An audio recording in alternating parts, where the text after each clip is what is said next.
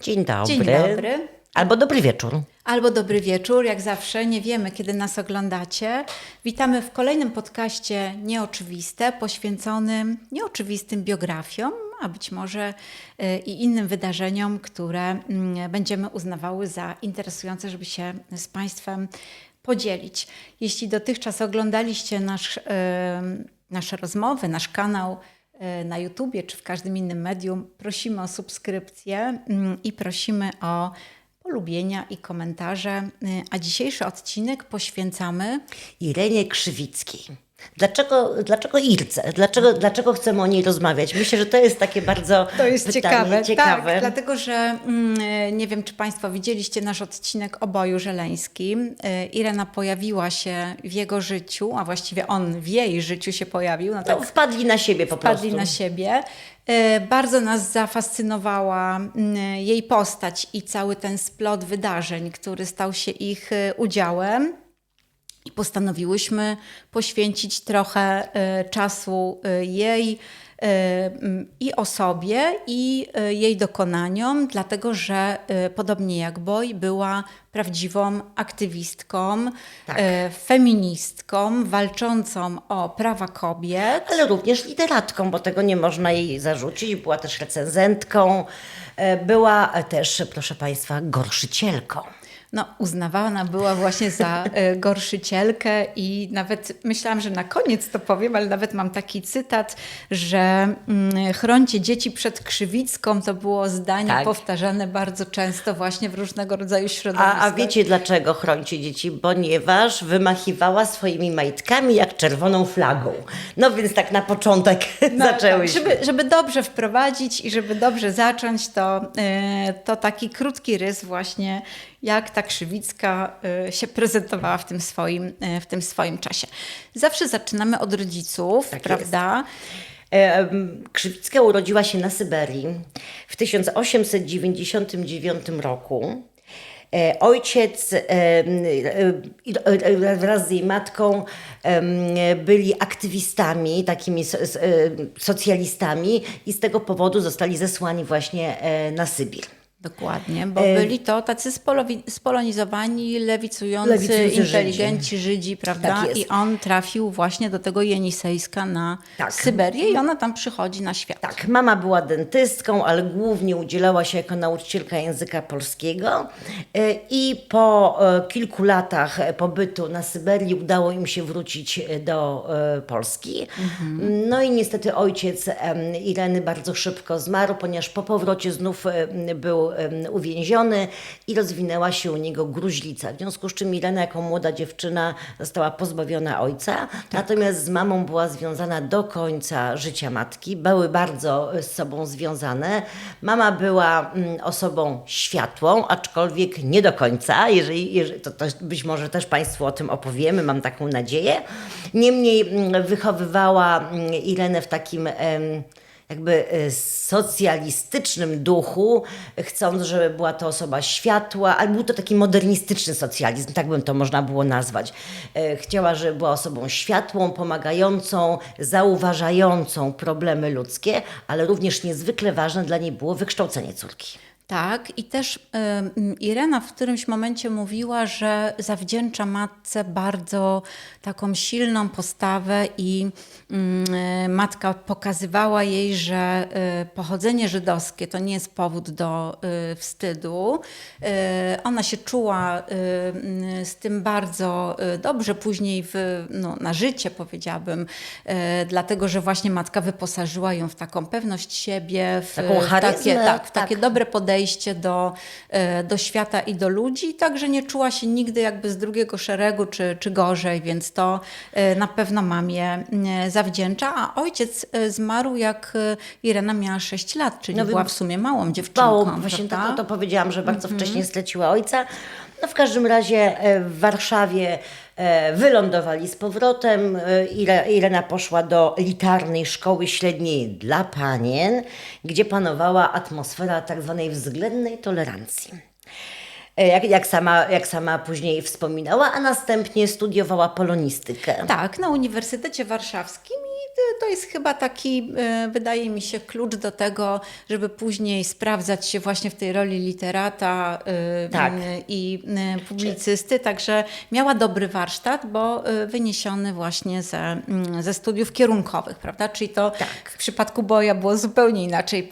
Pamiętasz, No tak, jak rozmawiałyśmy? zupełnie. On był po medycynie. Zachęcamy do obejrzenia oczywiście tego odcinka. Natomiast ona miała wykształcenie kierunkowe. No z medycyną łączyło to, że ojciec był lekarzem, w związku z czym być może jakieś tam kontakty. No i trzeba to jeszcze powiedzieć, że taką ciekawą, ale nie do końca wyjaśnioną w biografii Krzywickiej zagadką jest to, że po skończeniu studiów poszła na studia doktoranckie, rozpoczęła pisanie swojej pracy doktorskiej, której nigdy nie ukończyła w wyniku konfliktu z promotorem.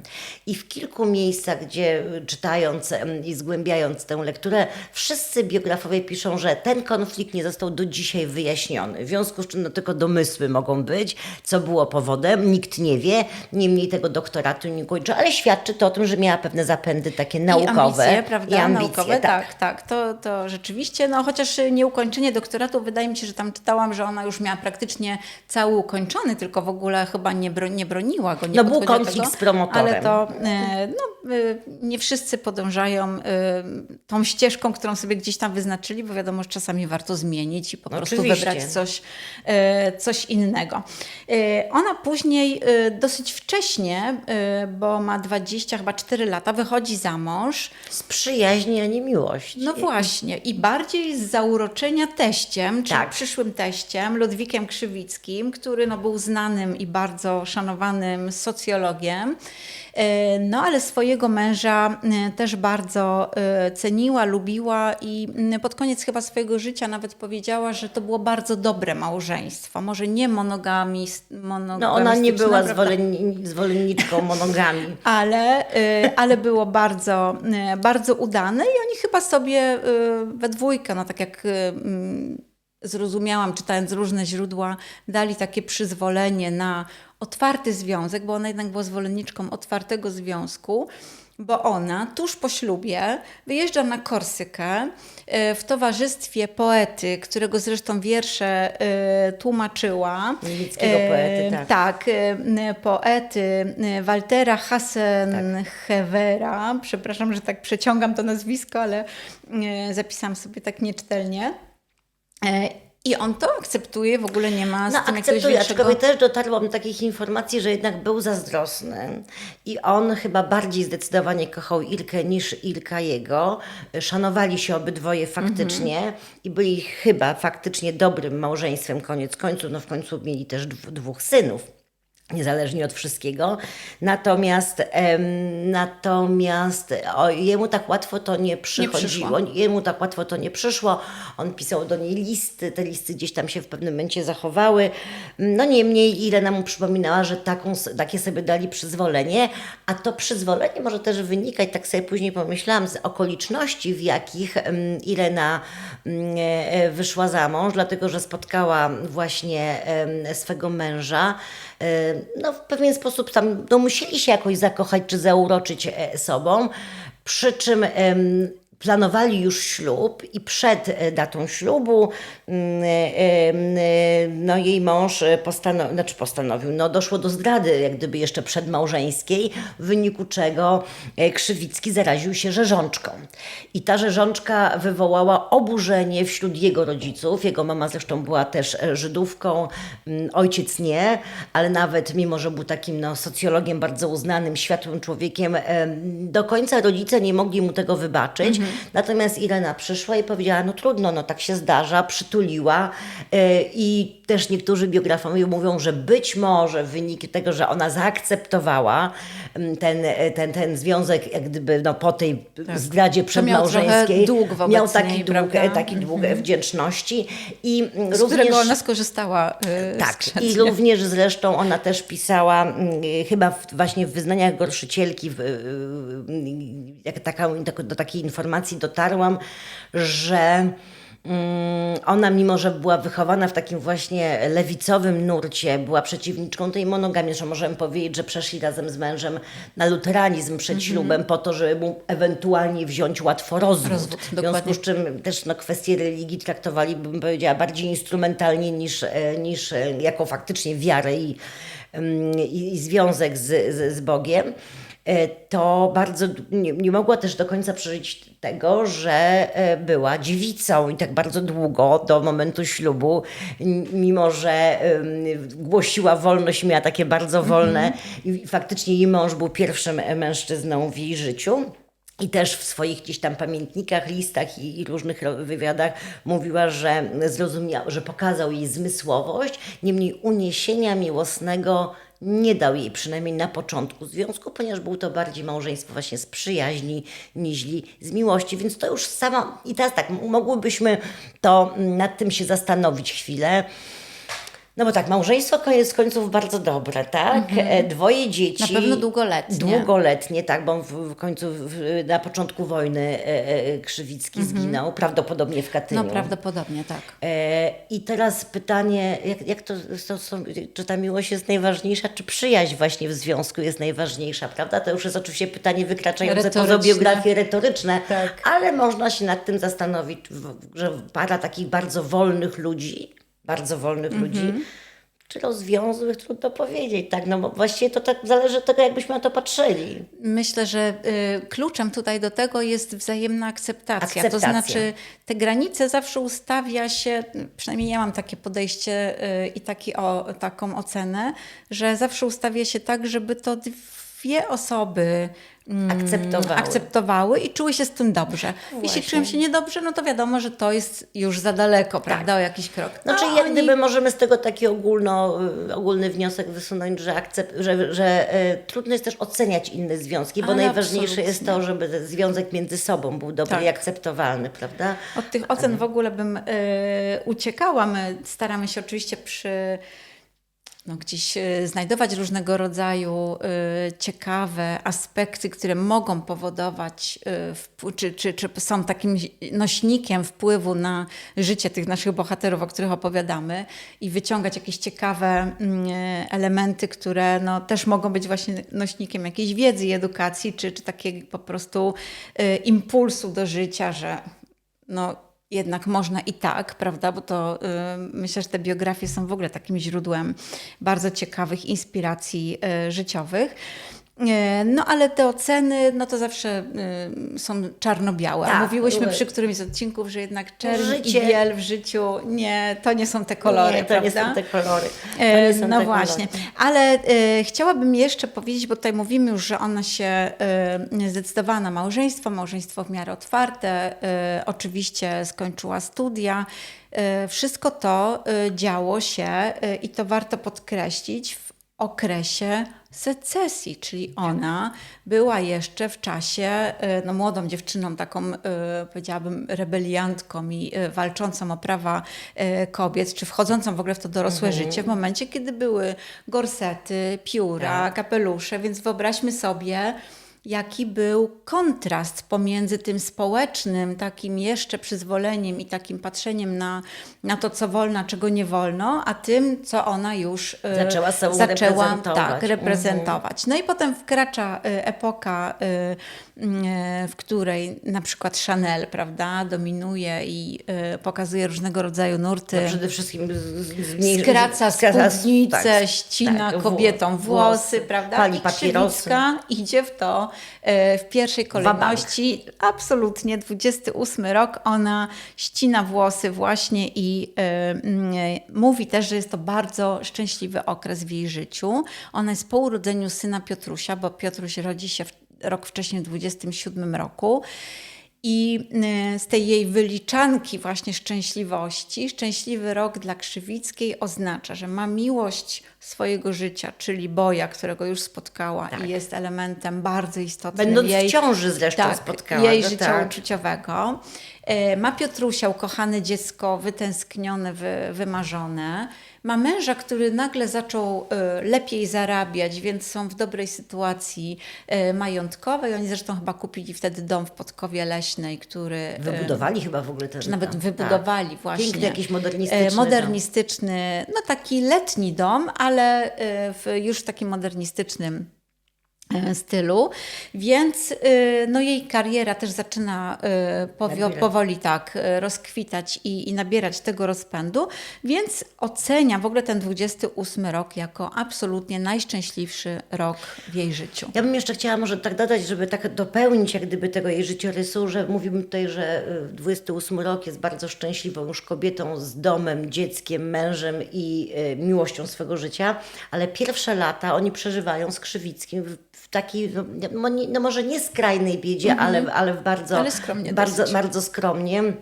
Nie mieli gdzie mieszkać. Przez chyba pierwsze 2 lata małżeństwa w ogóle mieszkali osobno. Ona z matką, on z ojcem, bo nie mieli swego mieszkania. Noc poślubną spędzają w wypożyczonym na jedną noc mieszkaniu matki Ireny. Przy czym zaburza podobno tę noc wizyta przyjaciela, który się upił i Krzywicki musiał go odprowadzać. Także naprawdę mieli pod górkę. Także naprawdę mieli pod górkę. No Potem na pewno barwnie.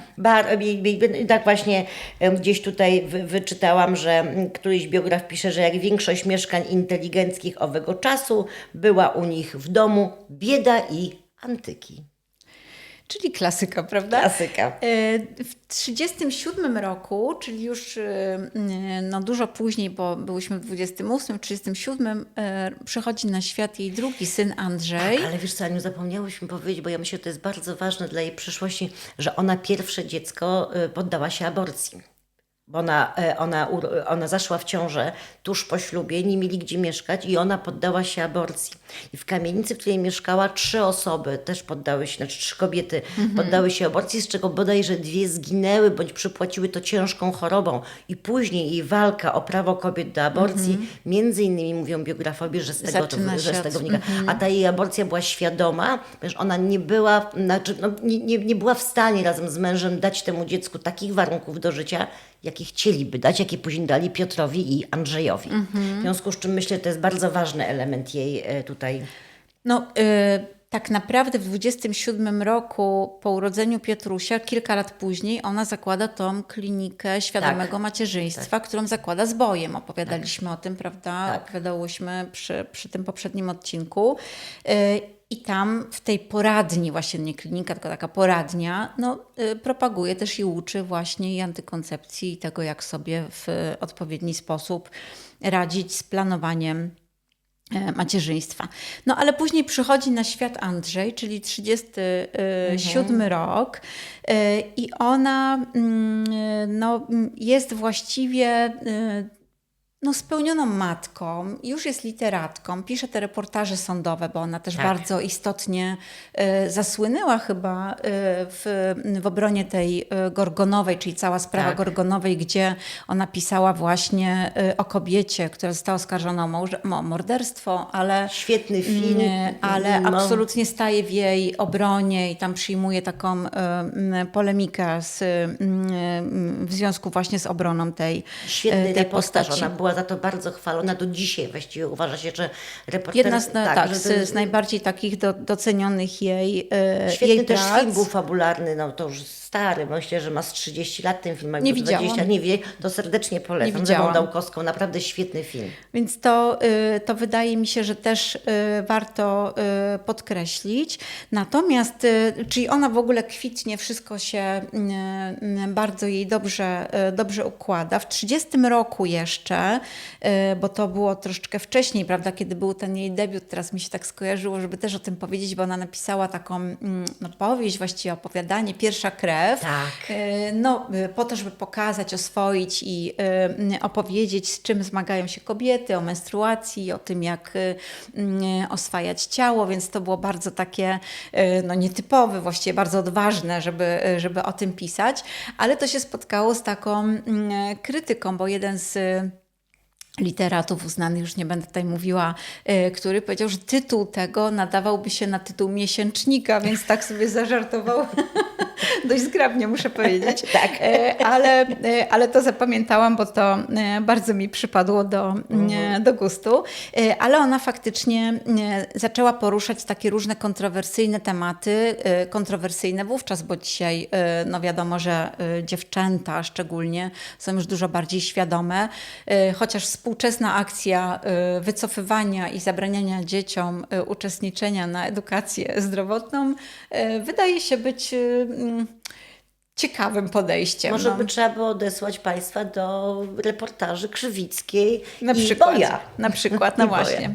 Także polecamy. Natomiast tutaj po urodzeniu Andrzeja ona cały czas jest w tym bliżej i literackiej swojej kariery i też tego romansu z Bojem. No i zaczyna się ten okres taki bardzo gorący jeszcze przed wojną. Gorące lato ponoć przed wybuchem II wojny światowej. Sierpień był ponoć upalny. Ona spędza 2 tygodnie z Bojem w Zakopanem. Aż mnie ciarki przeszły. Tak, Teraz ja chciałam też. powiedzieć, że to był taki ostatni moment, kiedy oni się widzieli. A miłość to była naprawdę wielka, największa chyba miłość jej życia. Tak, to była chyba jej największa miłość życia. Zresztą on wprowadził ją na salony, taka jest prawda. Wprowadził ją w towarzystwo skamandrytów. Ona zaczęła tak naprawdę istnieć w środowisku i recenzentów, i literatów, bo przecież tak naprawdę ona poznała Boja, mając przeprowadzić z nim wywiad na zlecenie. Tak, została wysłana jako młoda dziewczyna, on przecież był od niej dużo starszy, 20 parę lat starszy. No i też gdzieś tam chodziły po Warszawie plotki, że Krzywicka zdobyła świat pod bojem. Pod bojem. Pod bojem. Pod bojem. Tak, dobra gra słów. Taka gra słów, no w każdym razie ziemiańska i długie spacery, kawiarnia ziemiańska, skamandrytowie, zresztą ona się zaprzyjaźniła przez wiele lat, później trwała przyjaźń z Iwaszkiewiczami, wówczas zaprzyjaźniła się w międzyczasie z Marią Jasnorzewską-Pawlikowską, która bardzo wspierała ją w tych akcjach profeministycznych. Naukowska również była w jej towarzystwie, także faktycznie wyszła na salony i sama zaczęła prowadzić salon. Zaczęła prowadzić salon i to jest ciekawe, bo to prowadzenie salonu muszę trochę połączyć z chorobą Andrzeja, dlatego Ale to że... później już po wojnie. Nie. Po wojnie. Tak. Dlatego, że Andrzej, właśnie jej syn, był skazany niejako przez chorobę, bo chorował bardzo ciężko na polio, na przebywanie cały czas w zamknięciu w domu, nigdzie nie wychodził, więc był pozbawiony tej możliwości kontaktu i życia towarzyskiego. No i ona ten salon kontynuowała, bo właśnie ten pierwszy zaczęła jeszcze wcześniej, ale kontynuowała później specjalnie dla niego i była ponoć wybitna w prowadzeniu takiego salonu i zresztą bardzo wiele postaci przez ten salon się przewijało. I co ciekawe, często jak myślimy sobie o spotkaniach towarzyskich, myślimy o świecie artystycznym, czy myślimy w ogóle o osobach ze świata sztuki, kultury, często pojawia się w tych przemyśleniach, czy w takich skojarzeniach bazujących na stereotypach alkohol. I tutaj nie ukrywam, że byłam bardzo zaciekawiona.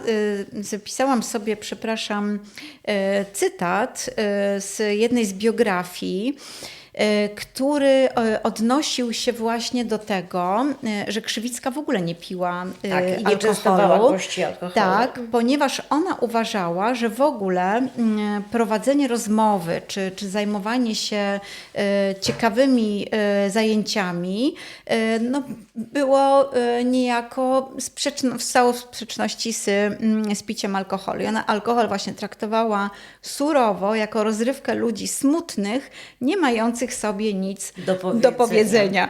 Więc bardzo mi się to spodobało, bo często właśnie mamy taki stereotyp, że tylko i wyłącznie alkohol i jakieś tam inne używki w tym świecie artystycznym wiodą prym, a niekoniecznie są też inne Ja zresztą Andrzej inne później sytuacje. w swoich jakichś tam wspomnieniach mówił, że matka się przygotowywała do tych rozmów, bardzo starannie dobierała gości, była bardzo towarzyska, jeżeli tylko zobaczyła, że ktoś jest smutny albo nie ma z kim rozmawiać, to podchodziła. Ona była aktywną, Ona była prawda, tak, gospodynią narzucała i- tematy rozmów, tak faktycznie, żeby bardzo mocno wyśrubować intelektualnie te Tak. spotkania.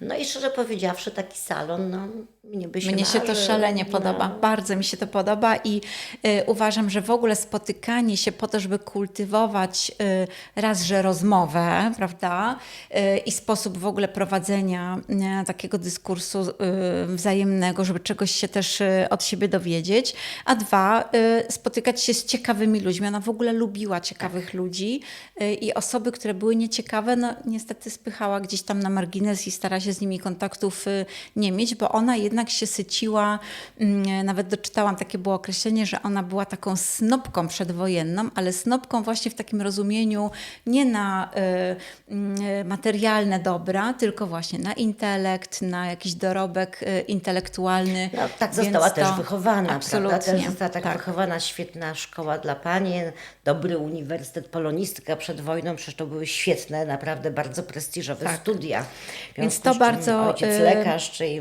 matka była dentystka, ale uczyła języka polskiego. No tak, więc to ją bardzo też fajnie określa, że ona była jednak osobą, która dawała, oczywiście była też aktywna zawodowo, ale też dawała dużo z siebie i tworzyła ten taki światek literacki, czy w ogóle takich osób, które były bardzo ciekawe, bo w momencie, kiedy, może jeszcze powiemy o Piotrusiu, ale w momencie, kiedy Andrzej, a jej syn Andrzej właśnie zrobił ogromną karierę naukową, był fizykiem i no, przez lata pracował i w Cernie, i potem pod Paryżem, znaczy w ogóle no, w Paryżu, ale mieszkali pod Paryżem i ona właściwie poświęciła swoje życie później jemu, czyli zrezygnowała z własnych ambicji po to, żeby wspierać Czekała na wspierać Nagrodę syna. Nobla. Ona czekała na Nagrodę Nobla. No, Gdzieś nie też doczekała taki- się niestety, ale rzeczywiście gdzieś tam te swoje ambicje zarzuciła, więc faktycznie tutaj z tym Andrzejem, myślę, że jeszcze wrócimy na chwilę do tego, bo chciałabym jeszcze wrócić do tego spotkania z Bojem ostatniego, do tego, że Sierpnia ona 39. spędza te piękne, cudowne 2 tygodnie wakacji z nim, dowiaduje się później, no niestety zaczyna się wojna, ona musi się ukrywać. Tak. Ona jest Żydówką z pochodzenia, znana jako no, z domu Goldberg, prawda, ale też męża miała, jak mówiłyśmy, Matka była Żydówką, po matce Żyda. No mąż już oczywiście był no, poza domem. Ona się ukrywała w Warszawie i ukrywała się pod Początkowo nazwiskiem... mieszkała w Podkowie i potem, jak dowiedziała się chyba tam na początku wojny, że ją ścigają, to się dopiero przeniosła na Mokotów chyba.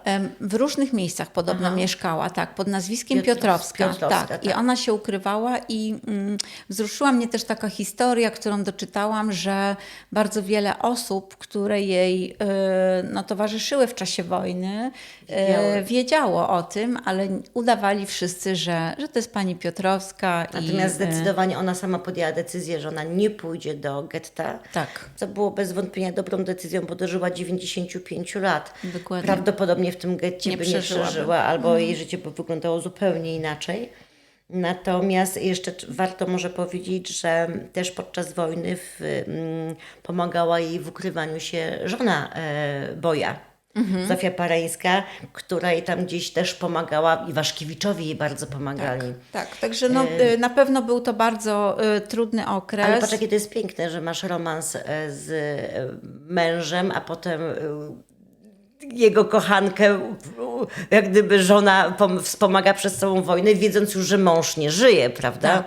Znaczy wiesz, wydaje mi się w ogóle, że wojna, czyli taki no, Zmienia jednak w ogóle. największy kaliber chyba, który mogę sobie wyobrazić, no absolutnie chyba redefiniuje bardzo wiele różnych zachowań, więc Tak, ale też może jak gdyby ukazywać też złe, nie tylko dobre, ale też złe cechy ludzkie. W związku z czym to, że No to Zofia akurat Parańska, dobre, tak, prawda? no, No to to jest w ogóle super. naprawdę takie wzruszające i bardzo, bardzo Trochę mi się piękne. kojarzy z Melanią z Przeminęło z wiatrem, prawda? tak, Ten motyw, tak, który tak, Scarlett i tak, Melania gdzieś tak. tam walczyło o tego jednego Ashleya. ukochanego, prawda? Ashleya. Ashleya. No, więc ale w każdym tak. razie, proszę Państwa, no jakby na to nie patrzeć, wojna jest tragiczna dla Krzywickiej, dlatego że umiera jej mąż najprawdopodobniej w Katyniu. Katyniu. Ginie, można Tak. powiedzieć tak. Ginie tragicznie Boj Żeleński w Lwowie rozstrzelany przez Zostaje nazistów. rozstrzelany, tak. No i niestety również W 1943 roku umiera właściwie jej syn. Umiera jej syn Piotruś, ukochany. No ona, chyba wszyscy widzieli, nawet Andrzej to wiedział, że Piotr miał takie pierwsze miejsce w jej sercu. Był niezwykle ponoć utalentowanym młodym człowiekiem. Tak, i ona pokładała w nim wielkie nadzieje. Tak, ona pokładała w nim wielkie nadzieje. Okazało się, że miał wadę serca i jakaś banalna, być może infekcja nawet doprowadziła do niewydolności krążenia. No była to wojna, a ponadto w ogóle też medycyna, a dodatkowo Dostęp jeszcze do ją leków, się, leczenia i dostęp do wszystkiego, leków, a ponadto prawda? jednak był to okres okupacji. W związku z czym ona traci 3 niezwykle ważnych mężczyzn w swoim życiu i zostaje czasie wojny. w czasie Andrzejem. wojny i zostaje z Andrzejem. I być może dlatego poświęciła później swoje życie dla niego. To był taki, no wydaje mi się, wstrząsający też ruch z jej strony, dlatego że ona początkowo, no prawdopodobnie, tutaj to już są moje spekulacje, ale wielokrotnie było podkreślane w biografiach, że zawsze mówiła, no ale Piotruś to pewnie byłby taki, a Piotruś by to zrobił może tak. Czyli porównywała też Andrzeja do Piotrusia i to było dla niego źródłem też wielu cierpień w różnych No na sytuacjach, pewno, bo to czuł to się jest. gorzej, czuł się na drugim planie, choć pewnie niesłusznie, bo ona poświęciła mu całe życie, ale on zachorował na polio, czyli to był dla niej kolejny cios. No bo wydawało się, że tak wojna się skończyła, zaczęło się praktycznie normalne życie, bo ona nawet pisze też... Jak w Polsce stalinowskiej mogło być, no, o ile tak, mogło. chociaż ona w ogóle właśnie, to mnie zaskoczyło, że ona pisała, że ona nie odczuwała tych No, ona przemian jakichś. należała do Związku Literatów i nawet, prawda, mocno się zaangażowała w jakieś sprawy szkolne. Tak, no na zlecenie podobno miała pisać jakąś powieść dla młodzieży, Tak, żeby promować ZMP. ZMP, Tam się działy też jakieś wychowanie. dantejskie sceny, Tak, bo jakaś tak, bo taka tam jakaś, przemoc chyba. tam była jakaś przemoc taka, bo tam jakaś koleżanka właśnie Andrzeja ze szkoły nie wstąpiła do ZMP i tam została Tak, bardzo tak. mocno skrytykowana między innymi przez Krzywicką. Zawsze chwaliła się, że nigdy nie przeszło przez jej gardło słowo Stalin.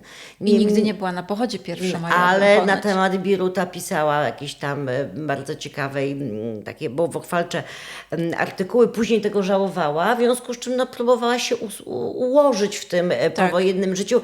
No, zresztą jak bardzo wielu innych pisarzy. Myślę, że być może będziemy mówić i o Naukowskiej, i o Iwaszkiewiczu na którymś z kolejnych podcastów, więc te losy no, jakoś trzeba było, no była też chyba nie ambasadorem, ale była chyba attaché kulturalnym w Paryżu, między innymi no, w czasach głębokiego stalinizmu. No absolutnie, prawda? czyli już po zakończeniu wojny, ale ona właśnie, tak jak powiedziałam wcześniej, podkreślała, że ona nie czuła jednak tego, że to był taki reżim już bardzo mocno komunistyczny. Wiadomo, po latach to też inaczej się to ocenia, ale ja zawsze, no nie wiem, tak mi się jakoś układa w myślach, że zawsze staram się od tej pozytywnej strony patrzeć na różne osoby i może nie usprawiedliwiać, ale myślę sobie, że czasami ciężko jest ocenić, w jakiej sytuacji jesteśmy takiej geopolitycznej, prawda, czy społecznej, bo to jest... Jakbyśmy się to jest zachowali, jakbyśmy prawda? się zachowali, Oczywiście. a też nie zawsze mamy wszystkie karty do dyspozycji, żeby zobaczyć, czym gramy, Ja prawda? mogę na Więc to spojrzeć jako kobieta i jako matka.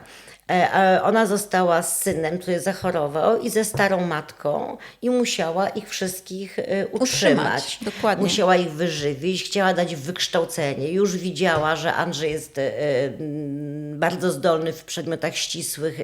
No, później okazał się faktycznie wybitnym fizykiem.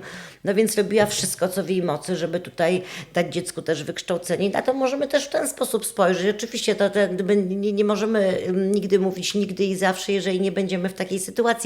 No ale również bardzo wzruszyła mnie taka informacja, no bo ta powiedzmy, że jej przedwojenne życie, salony, romanse, podboje, feminizm i tak dalej, walka o aborcję. I Andrzej zachorowuje, idzie do szpitala, gdzie długo przebywa, nie wiem, czy to była kwestia tygodni, miesięcy prawdopodobnie, i ona zatrudnia się w tym szpitalu, proszę Państwa, jako salowa, Tak. żeby z tym dzieckiem, bo nie było innej możliwości odwiedzin, i pracuje jako salowa, żeby z tym dzieckiem spędzać dużo czasu. No i to jest gest, no myślę, że dla nas jako matek zrozumiały, ale jest pięknym gestem. A później właśnie to, co mówiłaś, jak on już wychodzi ze szpitala, ale jeszcze nie jest w stanie funkcjonować zupełnie prawidłowo, zakłada mu salon towarzyski, żeby go rozwijać Tworzy intelektualnie. dla niego cały Tworzy ten dla niego świat, cały ten prawda? świat. No, taki w którym trochę może mrzonek być może funkcjonować. intelektualnych i Muszę jeszcze wspomnieć o jednej postaci, która przewijała się, chociaż mało znalazłam informacji na temat Tadeusza Gulika. Nie wiem, nie. czy znalazłaś cokolwiek. Był to prawdopodobnie, bardzo bliski Andrzejowi przyjaciel, którego ona adoptowała. I przez wiele lat utrzymywali, właściwie byli rodziną, może mniej taką formalną i mniej bliską niż z Andrzejem, bo ona mieszkała z Andrzejem do końca swojego życia. Ale po wyjeździe do Francji również sprowadzili Tadeusza. On też był wybitnym profesorem od mikroskopii elektronowej, to w ogóle nie nasze dziedziny, ale mikroskopia elektronowa, i też pracował we Francji jako profesor, był profesorem zwyczajnym, także jeden i drugi osiągnęli te szczyty edukacji, prawda, czy rozwoju takiego intelektualnego w swoich dziedzinach.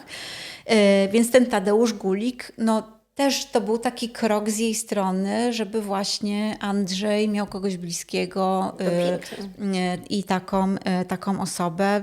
Chciałabym więcej doczytać na ten temat, bo mało naprawdę znalazłam informacji. Jeśli ktoś z Państwa zna więcej szczegółów, to będziemy bardzo chętnie się z tym zapoznawać, więc zachęcamy do przesłania albo napisania w komentarzach. Ale tutaj musimy już powoli zbliżać się do końca. Aż szkoda, bo to jest tak ciekawa, prawda, postać. Bo teraz jest taki moment, że jest już po wojnie. Andrzej zaczyna robić karierę, dostaje z Fundacji Forda stypendium i wyjeżdża razem z matką do CERN-u. Oni tam chyba rok w Szwajcarii rezydują, później przenoszą się do Francji. I on we Francji kupuje dom, może nawet nie kupuje dom, tylko na początku mają jakieś tam lokum, potem decyduje się kupić dom. To wszystko robi z matką. Dopiero potem ściąga z Polski swoją pierwszą dziewczynę, Wandę. Bardzo krótko z nią jest, to małżeństwo się w ogóle jakby nie sprawdza, nie udaje. Zresztą Irena, ona w tej drugiej części swojego życia już jest taką bardziej mieszczką, bym powiedziała. Czuje, że ona się bardzo już odcięła od tych feministycznych czy takich bardzo inteligenckich zachowań i stała się trochę taka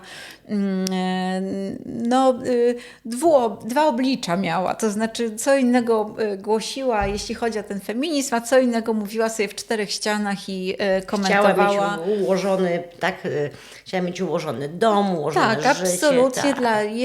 Dla jej synka, czyli dla Andrzeja, żona musiała gotować, prać, prasować i wszystko robić.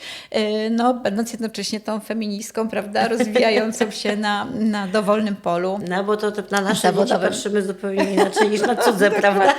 Dokładnie. Także Wanda była chyba 8 miesięcy żoną Andrzeja. Później Andrzej ożenił się z Elżbietą. To był dosyć dobry związek. Dobry to był związek, czuły, i Elżbieta była bardzo troskliwa, ale też bardzo ciekawa w ogóle dla Ireny, i Irena lubiła ją niezwykle. Niestety ona umiera, choruje na nowotwór i umiera. I Andrzej trzeci raz wychodzi, żeni się, prawda, z Barbarą. No i Barbara jednak nie jest żoną, która się poczo- podoba Irenie. Znaczy na początku... Na początku bardzo. No właśnie. Na początku bardzo. Na początku jest nią zachwycona. Irena robi wszystko, znaczy nie Irena, przepraszam, Barbara. tylko Barbara robi wszystko, co podoba się Irenie, więc każdy aspekt jej życia spotyka się z jej akceptacją i aprobatą. No po ślubie i właściwie po urodzeniu dziecka, czyli po przyjściu na świat wnuka, zdecydowanie się to zmienia. Tak. One mieszkały razem w jednym domu Ale- i trochę sobie utrudniały obie życie, bo jedna obgadywała ją głośno przez telefon, zresztą Irena trochę miała problemy właśnie z takim cichym i dyskretnym mówieniem. Ona mówiła, jestem u siebie w domu, mogę sobie mówić głośno i nikt mi nie będzie mówił, czy mam mówić cicho, czy nie. Ale nie polubiły się, naprawdę się nie polubiły. Bardzo się nie polubiły i niestety muszę powiedzieć, jako już taki jeden z kończących akcentów, bo chciałabym, żebyśmy się zbliżyły do końca, że ona traci wzrok w pewnym momencie, znaczy no ma bardzo poważną tam jaskrę, więc poważny ma ten ubytek wzroku. Do końca stara się, bo ona jest w przyjaźni ze Słonimską i ona do końca stara się i wychodzić z domu i być aktywna. Zresztą ona kochała, w ogóle nie powiedziałyśmy o tym, że kocha i zwierzęta, i ogród, bardzo koty pielęgnowała, kochała więc była bardzo oddana tym zajęciom. No ale z tą swoją trzecią synową absolutnie nie mogła dojść do porozumienia. Dochodziło nawet do sytuacji takich groźnych. Ona podobno 2 razy została pobita, nie chciała tego zgłaszać na policję. Tam To już są jakieś zamurowane drzwi były w pokoju. Ta żona zażądała właśnie, żeby ją odizolować, żeby ona miała swoje własne miejsce. No jednocześnie przychodziła do niej, podobno tam przeszukiwała jej materiały. Andrzej znalazł podobno w jej czy sypialni, czy w pokojach materiały, które wyniosła od jego matki i ukryła u siebie. Pisała zresztą jakieś takie notatki, a no, takim najgorszym chyba elementem, który wydaje się no, w ogóle bardzo takim kryminalnym aspektem, jest to, że w 94 roku, czyli Irena ma już 95 lat, no naprawdę długo żyła i chyba dobrze jej się żyło, chociaż no rzeczywiście tak już aktywnie, zawodowo nie, ale poświęciła się, tak jak mówiłyśmy, synowi, ale w wieku 95 lat ona umiera. Przyjmuje się, że śmiercią naturalną, tak, jest przyjmuje, wiekowa i ma prawo już odejść z tego świata. No ale Andrzej znajduje w szafie informację, taką karteczkę przyklejoną. no Zabiła mnie moja synowa. Więc no nie... Miejmy nadzieję, że w przenośni to tak, było tak. wynikiem po prostu nie tylko jest to- konfliktu między paniami. Nie jest to na Natomiast- pewno typowe, prawda? Żeby nie coś jest takiego... to typowe, aczkolwiek Irena też nie była typowa, w związku potem no, miała 95 lat, proszę Państwa, w związku z czym też miała prawo już myśleć sobie. Natomiast myślę sobie tak, że przeżyła ale 2 lat, ale widzisz, mam tutaj taki jeden cytat jeszcze, zanim podsumujesz, że granica młodości stała się elastyczna dla niej i obejmuje okres od lat 16 do 70, A, więc to właśnie. To mnie się to młodość bardzo aż do, podoba. prawda? Aż do 70 bycie młodym to jest w ogóle cudowna sytuacja i nawet też pisała stara panna nie ma racji bytu w XX wieku i różne ciekawe odniesienia.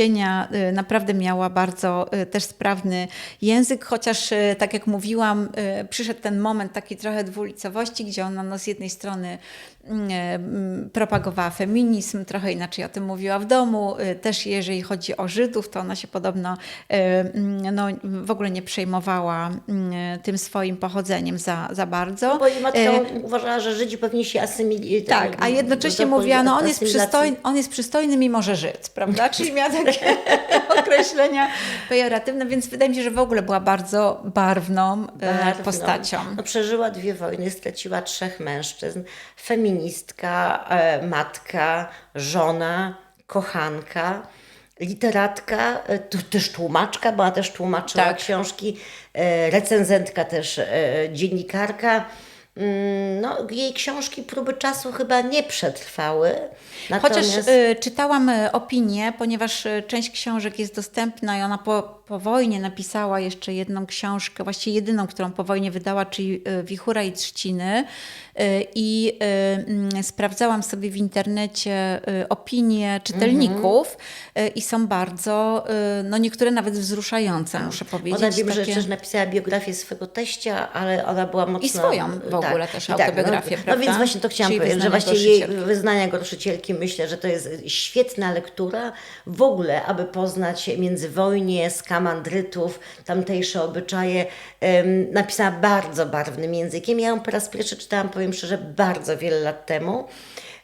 Teraz spojrzałam, tak już teraz nie przeczytałam całej, ale tak mocno fragmentami i powiem tak, to co się czyta jak ma się lat 20, a to co się czyta jak ma się lat trochę więcej, zupełnie ten sam tekst inaczej przemawia, Inaczej się w związku odbiera. z czym ci, którzy z Państwa czytali, zachęcam, żeby spojrzeć jeszcze raz, ci, którzy nie czytali, a chcą poznać ten okres, naprawdę spokojnie możemy zachęcić, bo na pewno bardzo barwna postać i pięknie opisane czasy polskiego międzywojnia i na pewno elit. Jeśli podobał się Państwu nasz odcinek i rozmowa o Irenie Krzywickiej, zachęcamy do zasubskrybowania. Jeśli Państwo nie wiedzą, jak zasubskrybować, to zachęcamy do kontaktu, my podpowiemy. No i dziękujemy za dzisiejsze Dziękujemy spotkanie bardzo. i do zobaczenia. Do widzenia.